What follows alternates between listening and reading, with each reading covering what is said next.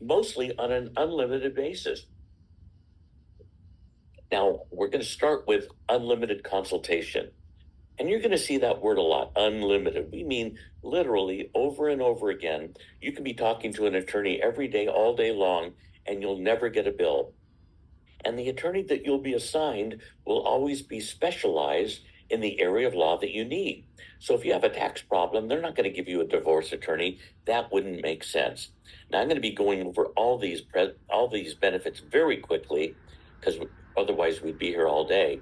But I'm going to spend a couple of minutes on this next one. Demand letters written on your behalf on an unlimited number of issues. Now, if I'm treated unfairly, I can write a pretty good letter. I'm pretty articulate.